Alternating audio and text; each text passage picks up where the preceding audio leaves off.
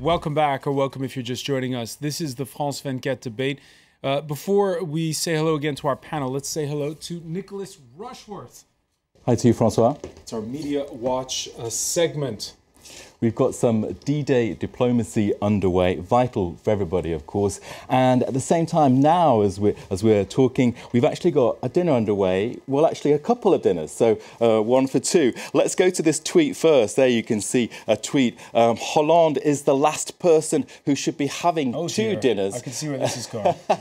You can see that, of course, maybe for his stomach, he should watch out. He dieted a lot when he ran for president. Of course, of course. This is, of course, making a lot of the buzz in the papers. There you can see here, two dinners, Hollande, keeping the two guys apart, Putin on one hand and Obama on the other. And of course, as you mentioned, what is it, 7 o'clock, he'll be going to a Michelin-starred restaurant in the 8th arrondissement near the Élysée Palace, and then he'll hop over back to the Élysée to have a kind of supping dinner with Putin. Of course, the comments immediately spring to mind. Is he going to go on his scooter?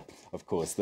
So here we've got the Nouvel Obs there, looking away there. He's caught in the middle with this whole question of diplomacy. Open bar on diplomacy reads the headline. Okay. The Putin-Obama clash, you saw a piece on how that's playing out in a newspaper that's not always kind to the Russian president, the Wall Street Journal. Well, indeed, just to take a broader look at this, aside from the jokes, we've actually got the Wall Street Journal in its analysis here, saying that something happened to Vladimir Putin somewhere in the winter of 2012. He changed his rhetoric. He was saying that Russia is exceptional in this Ukraine crisis. He's been talking about the generous souls of the Russians, the sacrifices the Russians have made. We are not the West. We're against the West. And he's built that now. There you can see him on his white steed there. Of course, in the Wall Street Journal, they say, well, in the middle spring of 2013, very low in the polls. And now what's happened? He's sky high because of this change in the rhetoric. And it's all about Russian exceptionalism, the Russian way, the Russian mission. And here just one cartoon which just looks at the rapport de force, you know, between the two guys, Obama and Putin. There you've got Mr. Putin, strong man, really getting that president in a lock there, saying, well, America is not exceptional. Am I right? So, of course, always great Putin news out there. All right. And Nicholas Rushworth is watching it. Many thanks, Nicholas Rushworth. It is time to say hello again once more to our panel. Régis Le Sommier, the Deputy Editor-in-Chief of the French news weekly Paris Match. Joachim BITTERLICH, former German ambassador to NATO and a diplomatic advisor to the German Chancellor Helmut Kohl. Anton, who teaches at the American Graduate School of International Diplomacy here in Paris. And Guillaume, who teaches international relations at the French Political Science Institute, Sciences Po. Guillaume, you were mentioning before the break how the dinner conversation could be a little more awkward between Hollande and Obama, in a way, than between Hollande and Putin. You have, and we were mentioning the Wall Street Journal, front page of it this Thursday, France moving ahead with the sale of those 2 amphibious warships to Moscow. 400 Russian sailors due on French soil for training in 2 weeks. The comments on this matter, one advisor to Obama, we've said that given the current context, it's not the right timing for those types of transactions to move forward. The French president called on that at the G7 summit that's just concluded in Brussels. The contract is going through. It's coming to term. No level 3 sanctions have been brought or anything affecting the delivery. So the contract is going through. It's as simple as that. Nevertheless, I remind you that if the contract has to be interrupted, there would have to be a penalty, a reimbursement which could be worth several billion euros. There's no reason to get into this situation. Régis Le Sommier, what should he do? Well, you know, obviously it's a huge contract, but there's also another controversy between the French and the US right now, which is the one surrounding BNP Paribas.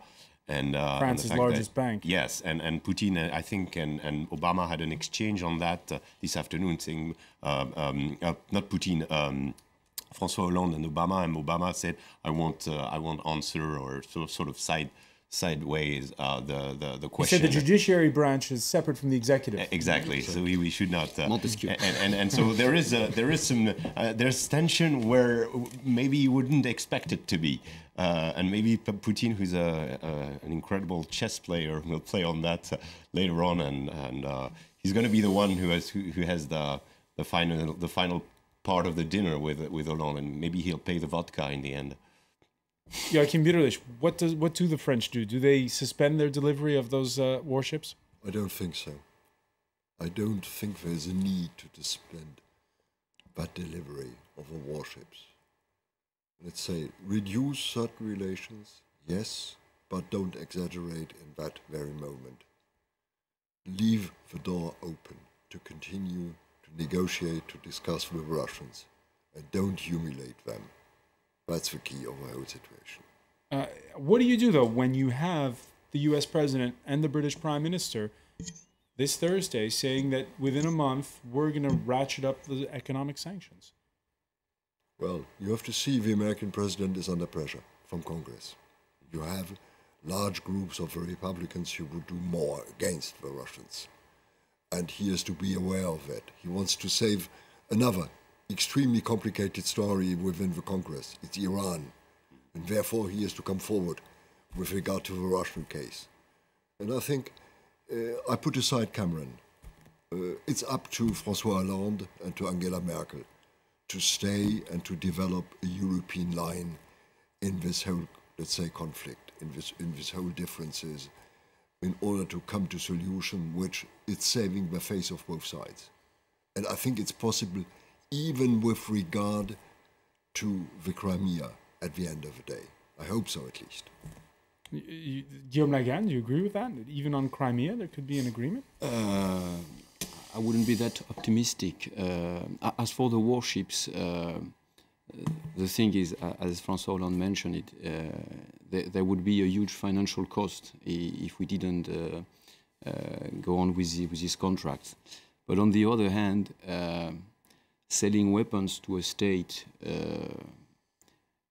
with whom we have a great we don't agree on what's happening on Ukraine. And they're a key missing piece of their arsenal. Yeah, for the it's going to be tough. We have to remember that on those two warships, one of them is called Sebastopol, and it's not the first one that's going to be delivered. It's the second one, but ultimately it will be in Crimea. So I don't know. You mentioned Europe, and it's important to have a European line with Germany.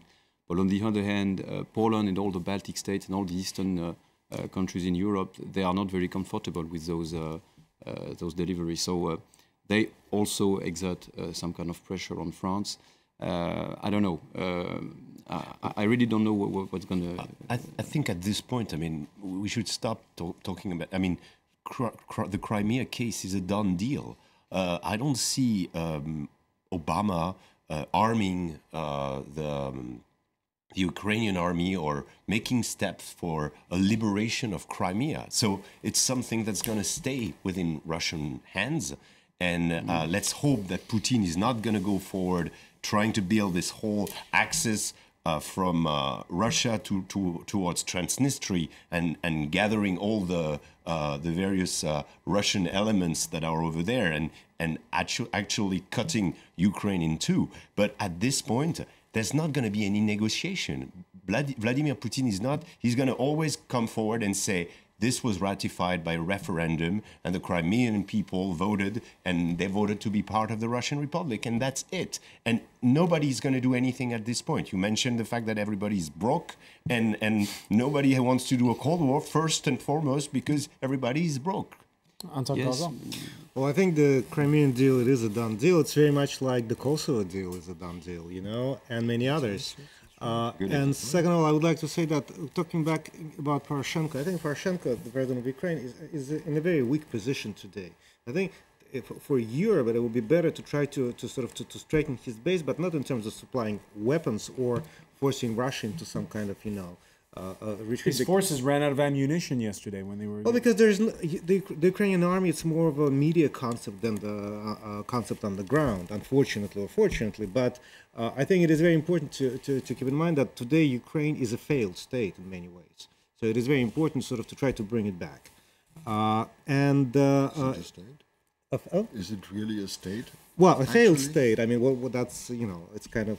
But I think it is also important to keep in mind that about 5, I think, years ago, when Medvedev was the president and he came to Paris, there was a renewed talk about building the axis Moscow, Paris, Berlin. So I think it is something that perhaps the leaders of Europe should look into again. All right, and don't forget this deception of the Russian side. You remember perhaps Chirac, Schröder and Putin 10 years ago. And then we had suddenly, pushed by the Americans, helped by some Polish friends, the idea of a Ukrainian accession to NATO. Don't forget, with a veto by Sarkozy and by Merkel at that time. They stopped the Americans. And I think they were right to stop this bad idea in this field. I don't think the Ukrainians would agree. And this is another story. But please, Crimea, I don't think Ukraine will get it back. But this could end in a certain autonomy of the Crimea. But don't forget one thing. What we are actually looking at, these are the unsolved questions at the end of the Soviet Union, please. This is Ukraine. For the Russians, it's inconceivable to see NATO at their door directly. And even other states within the region have no secured borders or recognized borders with regard to Russia. Don't forget this. And I think there's a keen interest of the Europeans to negotiate with the Russians, let's say, and to finish these open questions.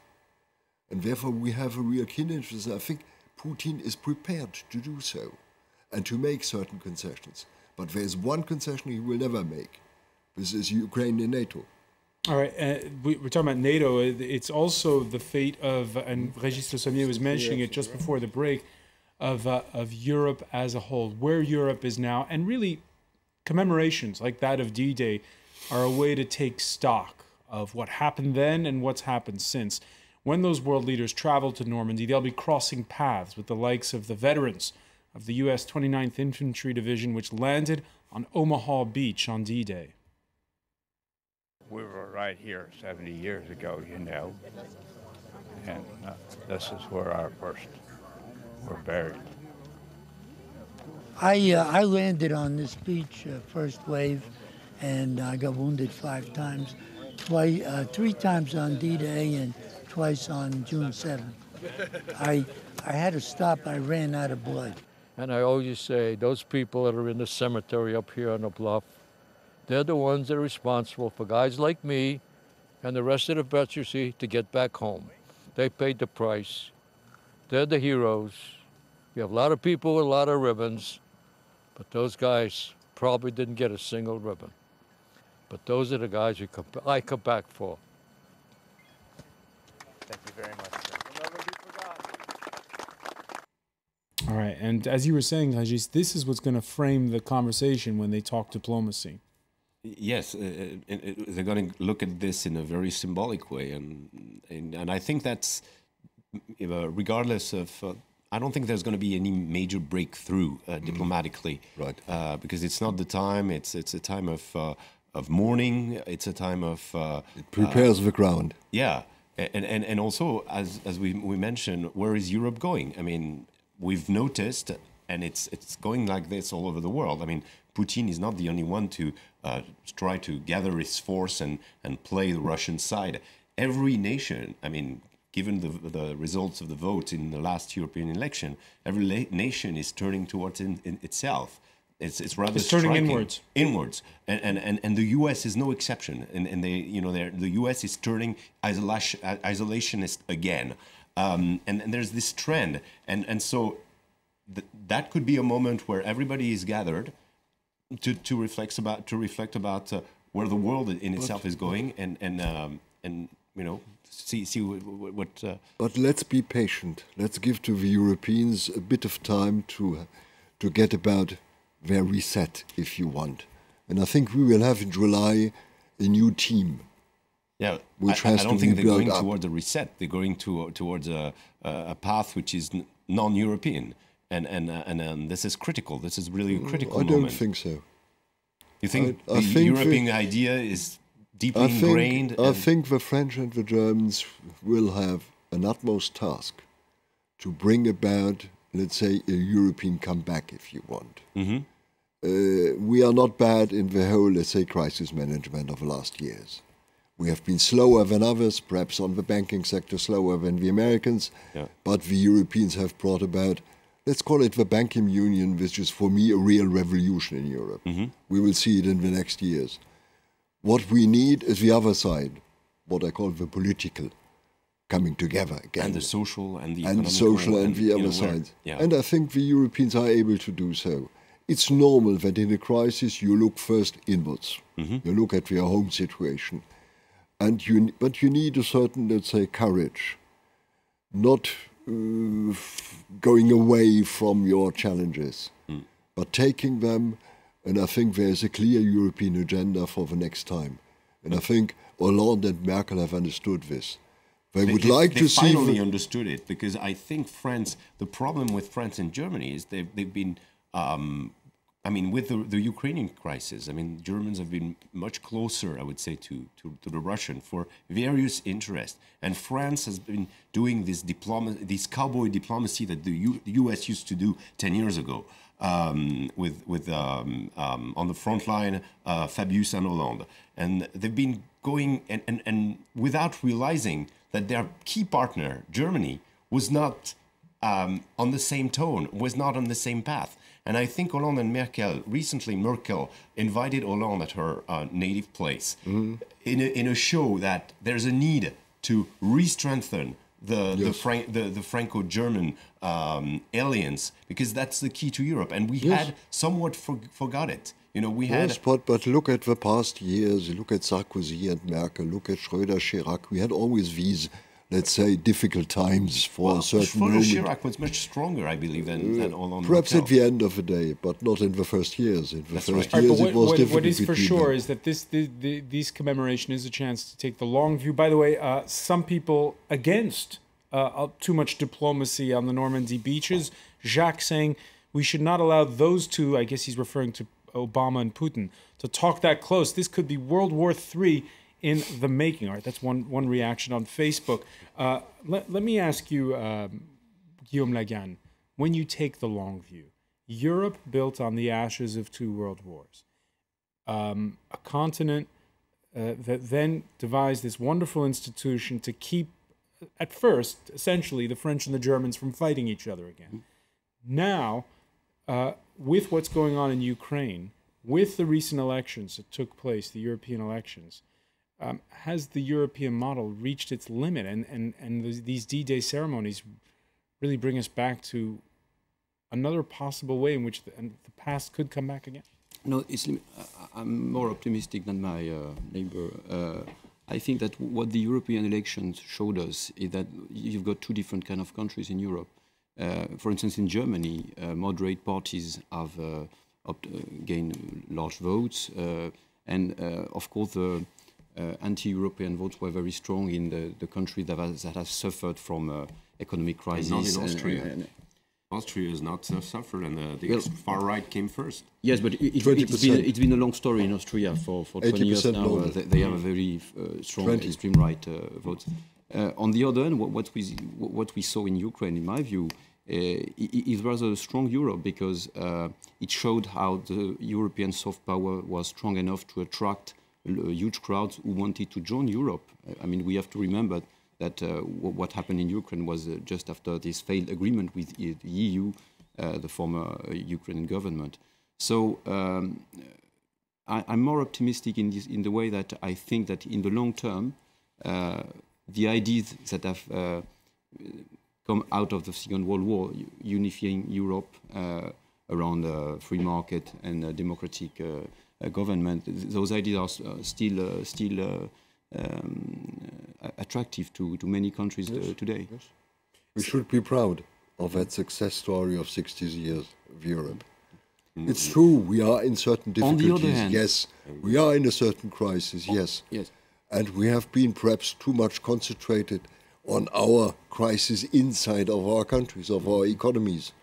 We have not been adapting our structures.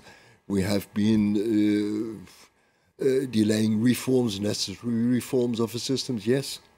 But on the other hand, what we have been reaching over the last 60 years, we can be proud of. And what are, let's say, young people in the Ukraine looking at? They look at their neighbors. They see the young Polish people living in freedom, exactly, living in growing prosperity, and they would like to reach the same. It's not decisive for them for the moment whether they will be in NATO or in EU. They see them how they act, what's life in the neighborhood, and this is, let's say, their to stress that point, we have to remember that 20 years ago, in the 90s, the GDP per habitant of Ukraine and Poland was broadly the same. Now, Poland is fourth time the one of Ukraine. So this attraction is, as you say, it's not based on a preference for institution or joining any international organization. It's just a simple fact that life in the EU is better when you join. And that's a very strong argument for Europe. I would add that from people outside like the Ukrainians see Europe as attractive, whereas people inside the Union see Europe as a catalyzing their own problems. You know, like for a number. I mean, the result of the last election in France is mostly due because. Not so much because the attraction of National Front, but because of the fact that a lot of people blame Europe for their own problems. Exactly. Because our politicians allow this. And what? Because our politicians, our classical political families are extremely defensive on this side. And they allow voluntarily that the scapegoat is Europe.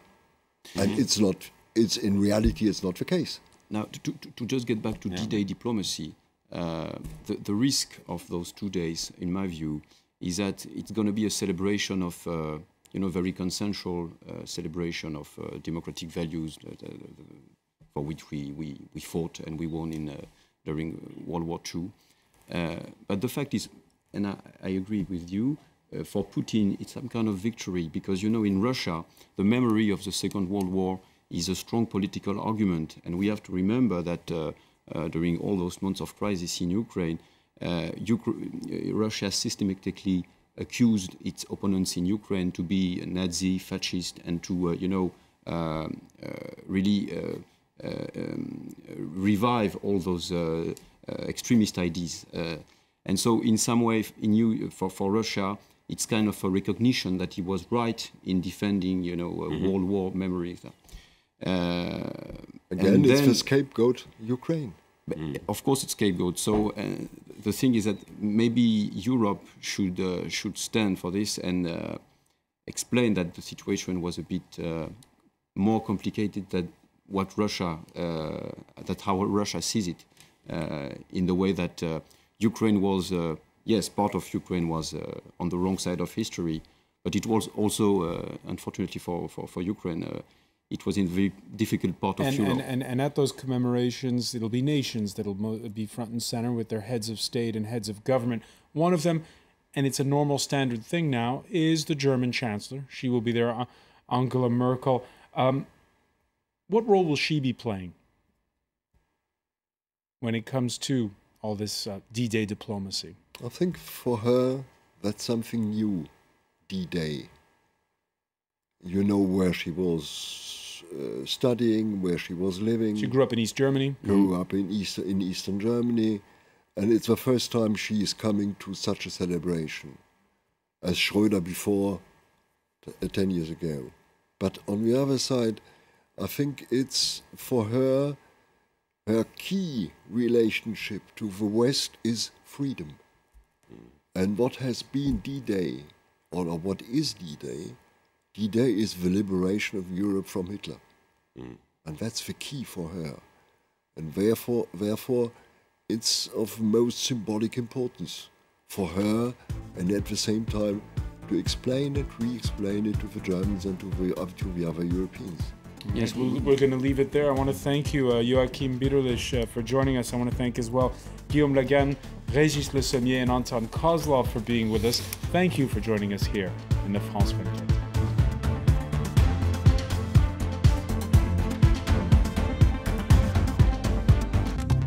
The Observer's Direct. Every year, thousands of Central American children join the illegal migrants trying to cross into the USA. Some are seeking their parents, others are fleeing local gangs. It's a perilous journey across the desert from which many don't return. Our reporters join Observer and Mexican activist Gilda as she follows the children on both sides of the border. The Observer's Direct on France 24 and France24.com.